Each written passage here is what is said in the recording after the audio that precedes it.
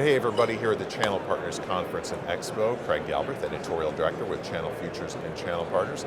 Excited to be talking to Eric Brooker, VP of Sales with Bigleaf. We got the big CPTV thing going on here, so we wanted to hit you on a variety of topics, if that sounds good to you, Eric. Let's do it. So Bigleaf, so well known for SD-WAN, sort of a pioneer in the space.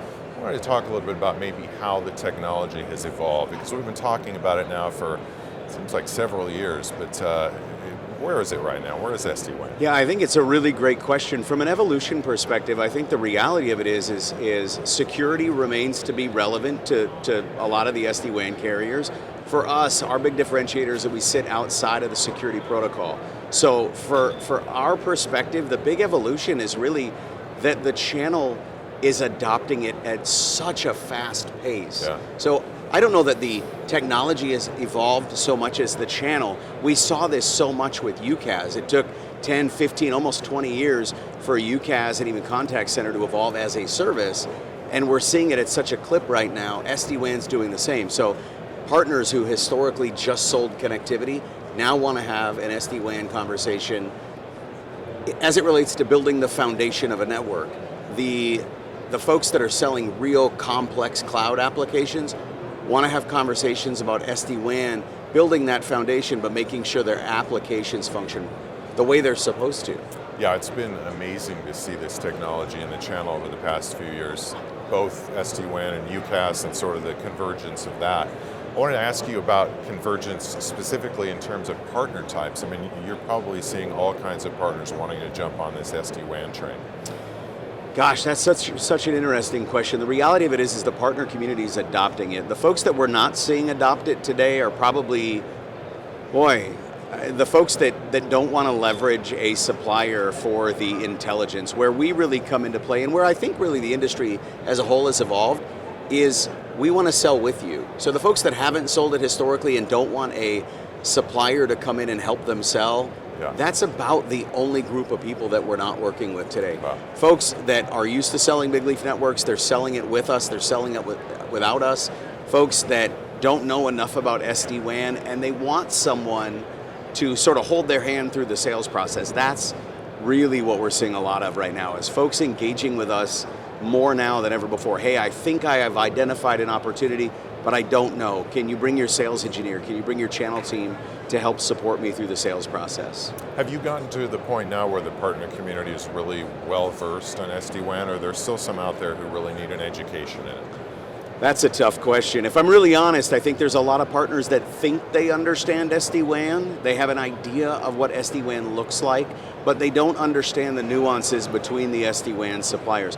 Certainly there are folks out there that understand the differences and understand specific providers, but generally speaking, I think people have an idea of what SD-WAN looks like as sort of a single flavor. But you look at some that offer security, you look at Bigleaf, who stands outside of the security protocol, and some of the nuances between that even of itself.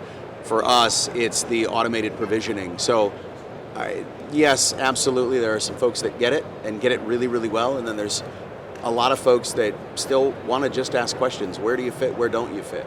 Yeah, for sure. Okay, I want to give you a chance to talk about Bigleaf and its partner program. What do partners out there need to know? Anything new over the past few months? Yeah, really exciting news actually. Everybody knows Bigleaf Networks from an SD-WAN perspective. We are rolling out a DDoS solution that I'm really, really excited about. If you're in the channel, you work with a master agent, go into their partner portal, figure out who your channel manager is at Bigleaf Networks.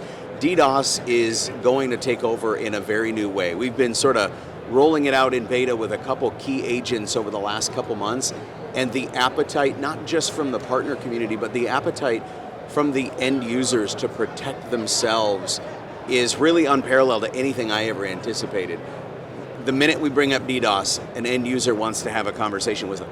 That's another one where they need to bring us in to sell with them, the partner, if you will. Yeah. Bring us in, let us sell with you, let us leverage all of our resources as subject matter experts. Okay, exciting. Also exciting, if anybody doesn't know you, we were just talking about this before we started recording, we see you all over social. I mean, you got this great podcast you do. Talk about maybe a little bit about your podcast and how it sort of goes beyond channel also.